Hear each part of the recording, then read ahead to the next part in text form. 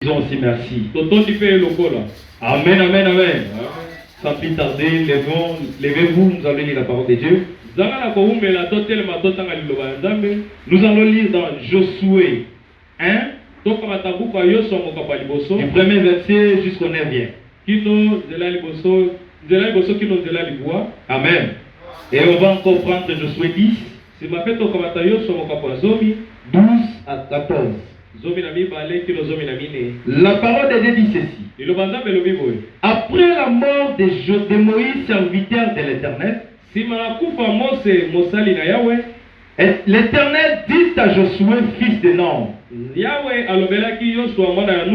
serviteur de Moïse. Moïse, mon serviteur, est mort. Maintenant lève-toi, passe ce Jourdain, toi et tous ces peuples, pour entrer dans le pays que je donne aux enfants d'Israël. Écoutez 3. Tout lieu que foulera la plante de votre pied, je vous les donne, comme je l'ai dit à Moïse. Vous aurez pour territoire depuis le désert et le Liban jusqu'au grand fleuve, le fleuve d'Euphrate, tout le pays des Étiens, jusqu'à la grande mer vers le soleil couchant. 5. Nul ne tiendra devant toi tant que tu vivras. Je serai avec toi comme j'ai été avec Moïse. Je ne te délaisserai point. Je ne t'abandonnerai pas. Amen, amen. Fortifie-toi et prends courage, car c'est toi qui mettras ces peuples en possession du pays que j'irai à leur père de leur donner. Fortifie-toi seulement et aie bon courage en agissant fidèlement selon toute la loi que Moïse, mon serviteur, t'a prescrite. Ne t'en détourne ni à gauche, ni à droite, ni à gauche, afin de réussir dans tout ce que tu entreprendras. Que ces livres de la loi ne s'éloignent point de ta bouche. Médite-les jour et nuit, pour agir fidèlement selon ce qui est écrit. Car c'est alors que tu réussiras. Tu auras du succès dans tes entreprises. Et c'est alors que tu réussiras. Ne t'ai-je pas donné cet ordre? Fortifie-toi et prends courage. Ne t'effraie point et ne t'épouvante point, car l'Éternel ton Dieu est avec toi dans tout ce que tu entreprendras. Amen. Amen. Prenons encore Josué 10, 12, 14. Alors Moïse parla à l'Éternel. Le jour où l'Éternel livra les Amoréens aux enfants d'Israël, et il dit en présence d'Israël, soleil, arrête-toi sur Gabaon, et toi l'île sur la vallée d'Ajalon. Et le soleil s'arrêta, et la ligne suspendit sa course, jusqu'à ce que la nation y tire vengeance de ses ennemis. Cela n'est-il pas écrit dans les livres du juste? Le soleil s'arrêta au milieu du ciel et ne se hâte point de se coucher presque tout un jour. Il n'y a point eu des jours comme celui-là, ni avant ni après, où l'Éternel écoutait la voix de qui? D'un homme. Fermez les yeux, prions les Seigneur. Précieux Seigneur Jésus, nos cœurs sont déjà dans la joie. Alors que nous sommes dans ta présence, l'onction est déjà là, Seigneur. Où est le prédicateur? Où est l'interprète? Où est toute l'église? Connecte-nous à toi et transmets la vie au nom de Jésus-Christ. Amen. Amen. Merci beaucoup, cher pasteur, pour la prière. La Bible dit ceci. Chaque chose a son temps. Il y a un temps pour plaider. Il y a aussi un temps pour se réjouir. Il y a un temps pour être malade. Il y a aussi un temps pour être guéri. Amen. Il y a un temps pour être chômeur. Il y a aussi un temps pour travailler. Et si Dieu décide de faire quelque chose avec toi, peu importe l'opposition, dès qu'il a décidé, il va l'accomplir. Amen. Nous n'adorons pas un Dieu qui abandonne ses enfants. Lorsque Dieu nous a choisis, il nous a aimés avec nos faiblesses. Il nous a aimés avec nos manquements, avec tous nos erreurs. Mais pourquoi? Parce que le plan de la perfection de l'individu se trouve en Dieu. Amen. Il garde en lui-même le plan de la perfection de l'homme. C'est que Satan ne peut jamais connaître cela. Satan ne peut jamais connaître ce que Dieu veut réaliser dans ta vie. Amen, amen. Nous allons continuer notre sujet de la semaine. Amen. Où nous avons intitulé un paradoxe où ces paroles sont infaillibles. Un paradoxe où ces paroles ou ces promesses sont infaillibles. Amen, amen. Un paradoxe, c'est quoi? C'est quelque chose d'incroyable mais vrai. Donc une chose incroyable mais vrai. Inexplicable mais vrai. Amen. Prenons Ésaïe. Ésaïe 25. La Bible dit ceci. Oh l'Éternel, tu es mon Dieu. Je t'exalterai. Je célébrerai ton nom. Car tu as fait des choses merveilleuses. Tes desseins conçus à l'avance sont fidèlement accomplis. Donc tout ce que Dieu promet, tout ce que Dieu dit, peu importe le temps, peu importe le moment, Dieu est tenu d'accomplir sa parole. Amen, amen. Remarquez un jour, Jésus avec les disciples, ils étaient à Béthanie. Et d'un coup le matin, Jésus avait vraiment faim. Alors il s'est approché du figuier. Alors il n'y avait rien, le figuier n'avait pas donné le fruit. Alors Jésus a maudit ce figuier. En lisant la Bible, il n'y avait rien qui s'était passé à cet instant même.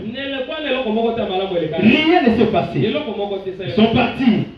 En revenant sur le même chemin, les disciples virent que le figuier est séché jusqu'aux racines. Alors Pierre s'est rappelé de ce que Jésus a dit. Il a dit à Jésus, Rabbi, le figuier que tu as maudit a séché. Le simple mot que Jésus pouvait dire, ayez foi en Dieu. Ayez foi dans les promesses de Dieu. Ayez foi dans les paroles de Dieu. En tant qu'homme, vous pouvez répondre à Pierre. Pierre et tous les autres disciples, ayez foi en Dieu. Nous devons toujours avoir foi en Dieu. Amen. Foi dans les promesses de Dieu. Foi dans la parole de Dieu. C'est pourquoi le prophète Balaam dit ceci. J'aime toujours le livre. La foi véritable ne connaît aucune défaite. Amen. C'est dans la foi, c'est notre victoire. Paragraphe 83. La foi véritable ne connaît aucune défaite. Elle ne peut pas être vaincue. Même la mort elle-même ne peut pas vaincre la foi parfaite. Jamais, jamais. Même tes difficultés ne peuvent jamais convaincre ou vaincre la foi parfaite. Tes souffrances non plus. Tes maladies non plus. Jamais, jamais. Même la mort elle-même ne peut pas vaincre cela. Amen. Elle ne connaît aucune défaite. Les épreuves connaissent la défaite. Les épreuves connaissent la défaite. Mais la foi parfaite ne connaît aucune défaite.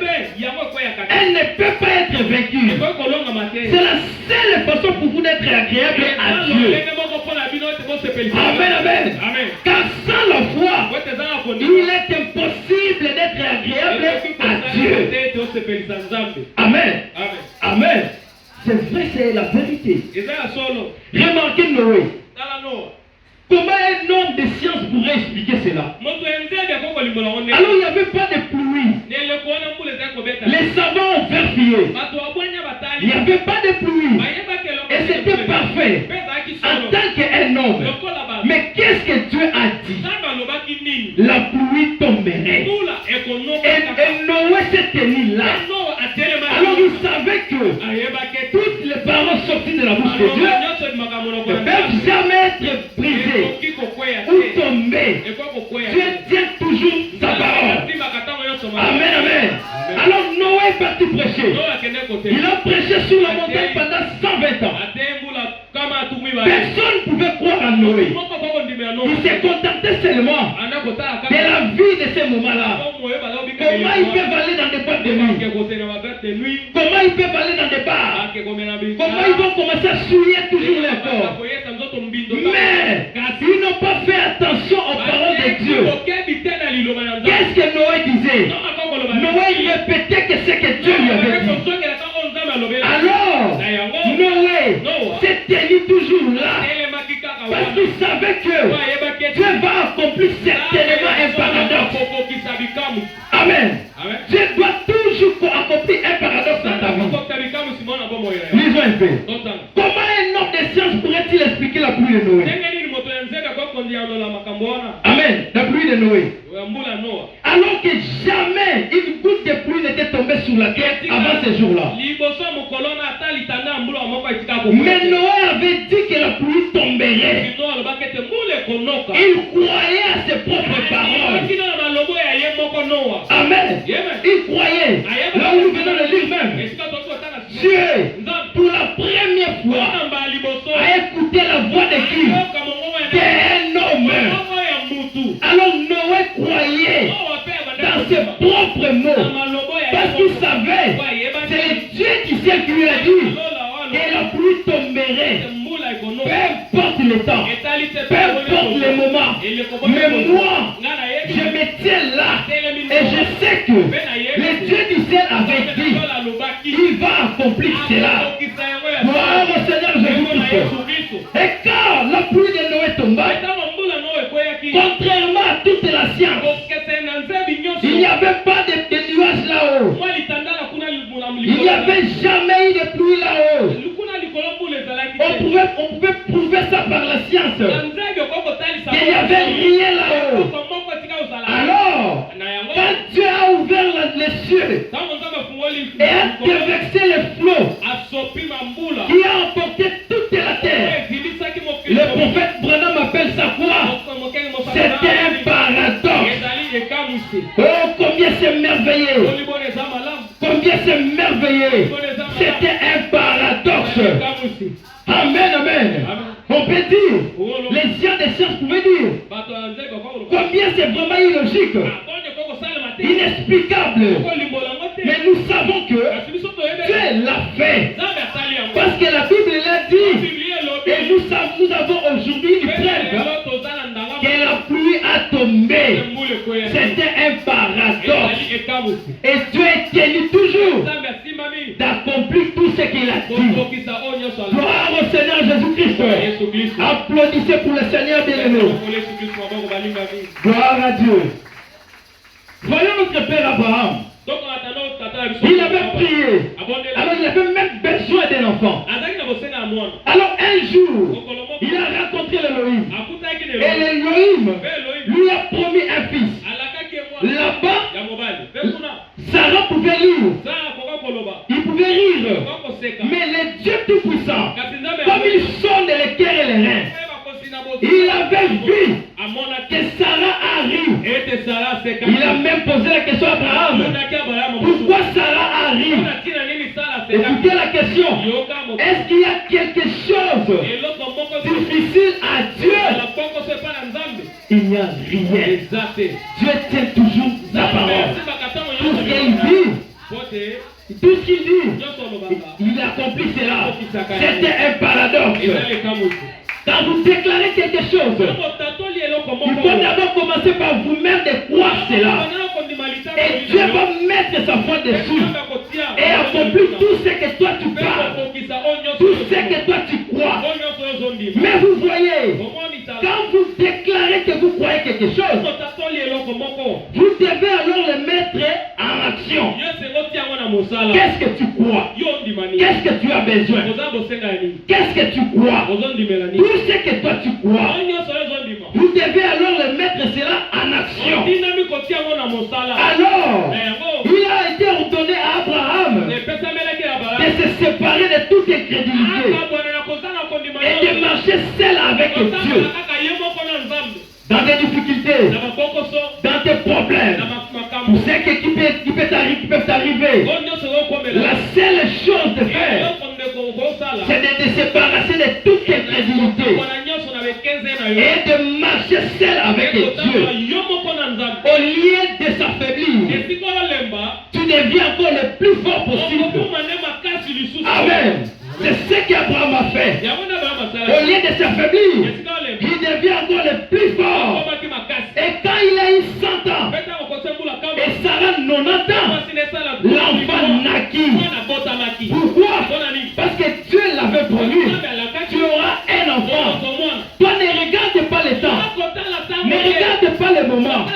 Tout ce que Dieu a promis dans ta vie, peu importe par les moyens de la prophétie, ou soit par une vision, ou soit simplement par tout ce que Dieu peut pouvoir tout donner là. Crois seulement que Dieu va accomplir, peu importe le moment, parce que le diable ne peut jamais arrêter les desseins de Dieu. Tout ce que Dieu a fait pour toi, peu importe le temps. S'il avait dit, tu vas devenir président de la République, peu importe le temps, à 80 ans, tu deviendras président. La Bible dit ceci, toutes les paroles de l'homme soient considérées comme mensonges, celles de Dieu, la vérité. Alors, tant que la parole de Dieu est la vérité, accrochons-nous là et restez tranquilles jusqu'à ce que ça va s'accomplir. Alléluia. Alléluia. Gloire au Seigneur Jésus-Christ. Et tout homme qui croit Dieu le prend au nom, peu importe les circonstances, Dieu va accomplir un autre paradoxe. Mais pourquoi? Pour tenir sa parole. C'est pourquoi Abraham a appelé ce lieu Jéhovah Jireh. Le Seigneur s'est pourvu d'un sacrifice. Alléluia. Alléluia. Tout homme qui croit en Dieu et surtout le prend au mot. Quand vous prenez Dieu au mot, peu importe les circonstances, Dieu va accomplir un paradoxe. Gloire à Dieu. Mais pourquoi? Pour tenir sa parole. Amen, amen, amen. Il va toujours accomplir un paradoxe. Il est le Dieu tout-puissant. Il peut le faire même ce matin. Oui, si vous croyez et vous le prenez au mot, il peut le faire maintenant même. Alléluia. Gloire à Dieu. Gloire au Seigneur Jésus-Christ. Il est merveilleux. Il est le Dieu véritable. La seule chose que Dieu ne peut jamais faire, c'est de mentir. Écoutez mes frères bien-aimés, s'il n'a pas menti à Abraham, qu'est-ce que Dieu va gagner à te mentir? Si le Seigneur notre Dieu n'a jamais menti David, qu'est-ce qu'il gagnerait à te mentir? Jamais. Tiens seulement bon et prends les promesses de Dieu, avance avec Dieu. Gloire au Seigneur Jésus-Christ. Gloire à Dieu. Le soleil était en train de se coucher. Là où nous venons de lire, dans Josué. Si ces rois avaient le temps de se rassembler encore le lendemain, lui perdait certainement des hommes, ces rois.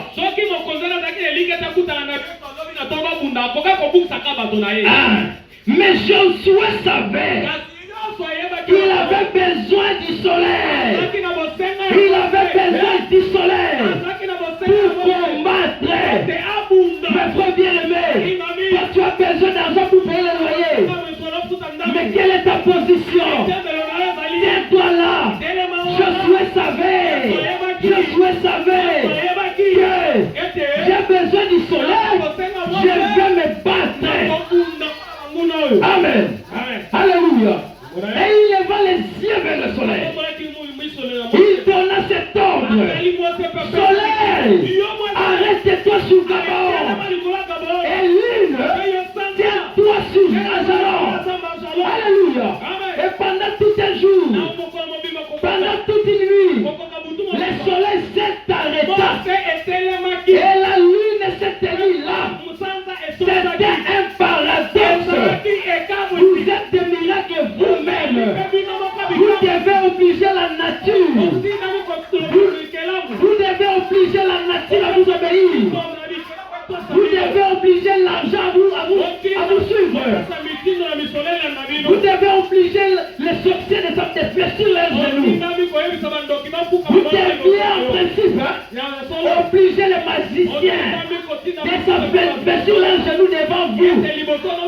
Parce que vous avez la puissance de Dieu. Parce que vous êtes des dieux. Amen, amen. Lorsque un mortel se met à genoux, il prie le Seigneur. Il reçoit un chargement. Il reçoit une puissance. Et de là, un sorcier ne peut jamais faire à ces chrétiens-là. Les magiciens ne peuvent rien faire. Parce que tu as la colonne de feu en toi. Tu as la puissance de Dieu en toi. Et quand tu marches, les gens vont commencer à voir les dieux marcher sur la terre. Gloire à Dieu. Et ce même sorcier-là va commencer à fuir. Oh, Batuya Boye, Batuya Boye, Bazala Kakao.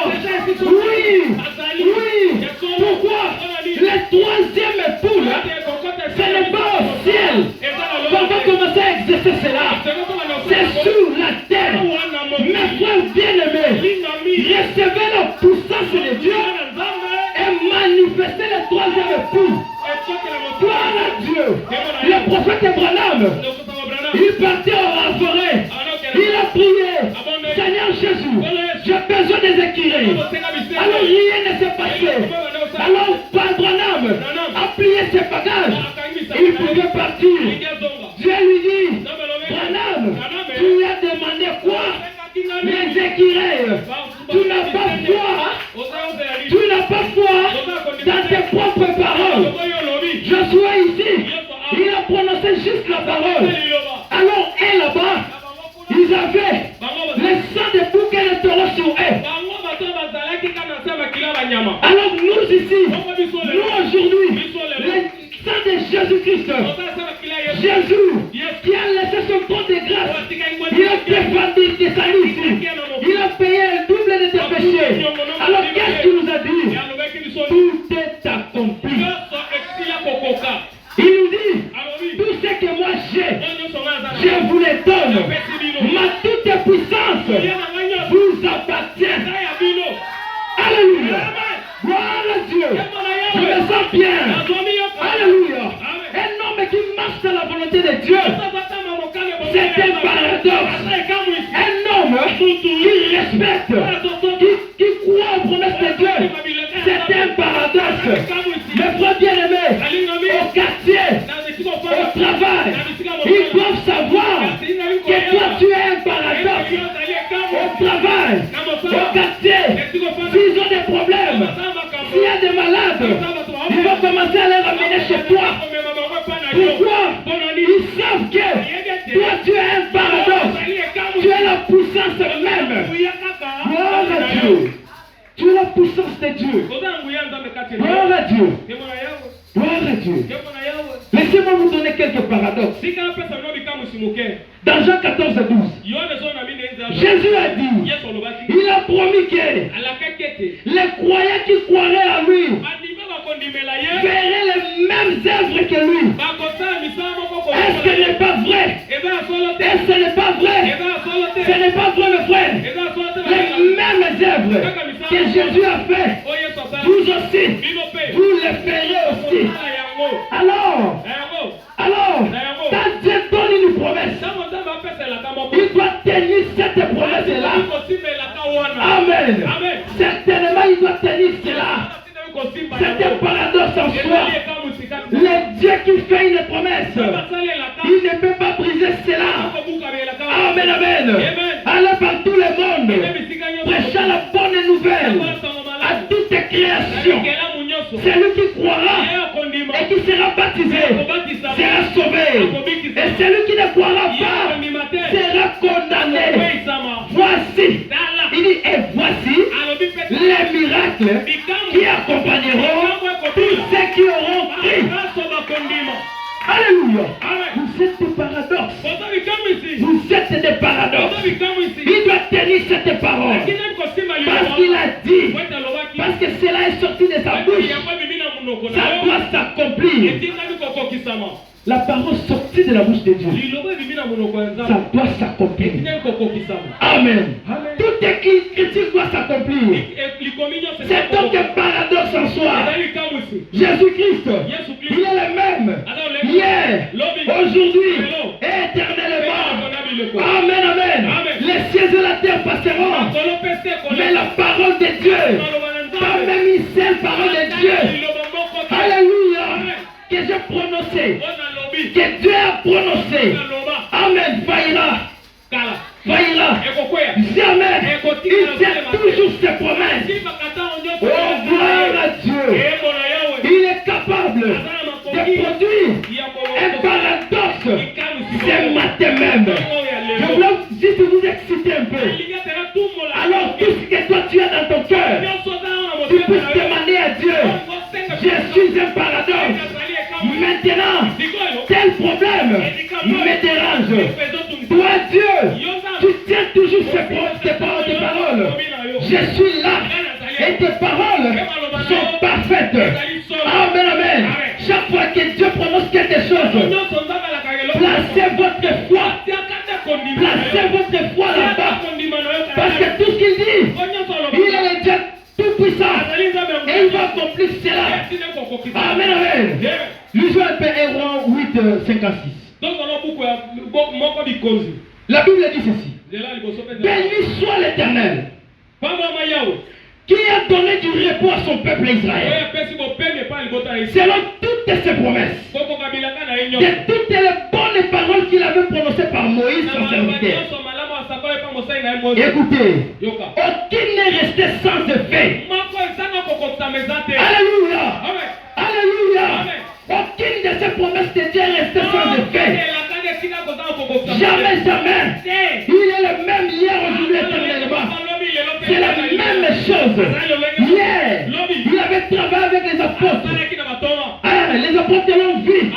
Mais aujourd'hui, avec la science, la manière dont tu les choses avancent, tu as changé la manière de nous utiliser. Il nous fait monter encore. Nous fait monter plus haut. Afin que recevoir la plus grande. Et la promesse donne la consolation. La consolation dans tes misères.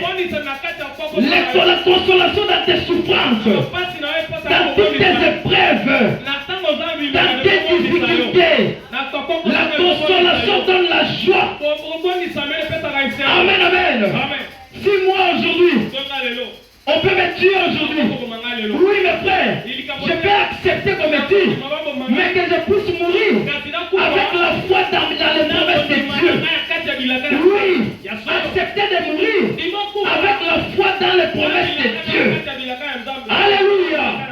Car la Bible dit, je suis l'Éternel ton Dieu, qui te guérit de toutes tes maladies. La Bible dit ceci, de toutes tes maladies. Alors tout, la maladie connue, maladie non connue, la maladie à venir. Alléluia. Tout est contenu dans cette promesse. Amen. Alors tout est contenu là-bas. Si tu crois seulement, tu seras même guéri à l'instant même. Alléluia. Parce que le Dieu Tout-Puissant est au milieu de nous. Accomplis vers ton serviteur ta promesse. Qui est pour ceux qui te craignent.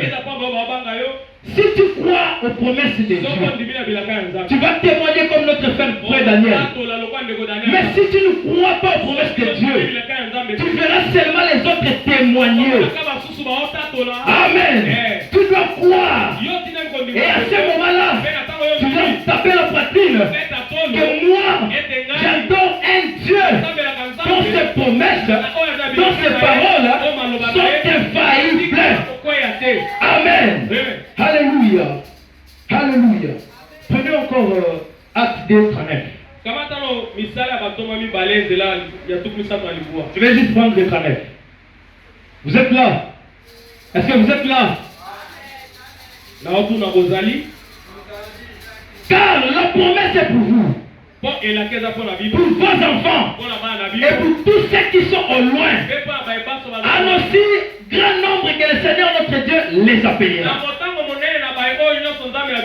Oui, vous allez me dire, ici il s'agit de la promesse du Saint-Esprit, mais c'est tout aussi valable que toute autre promesse prononcée dans la Bible. La promesse est pour vous les Juifs, pour les enfants des Juifs, et pour tous ceux qui sont au loin, toi et moi, les hommes et les femmes des nations, que l'Éternel appellera. Amen. Donc nous adorons ici un Dieu qui tient toujours ses promesses. Écoutez mes frères bien-aimés, les combats dans les prières se mènent avec les promesses de Dieu. Les prières, quand tu es combattu, tu veux prier, tu dois prier avec les promesses dans la parole de Dieu. Ne prie jamais sans les promesses.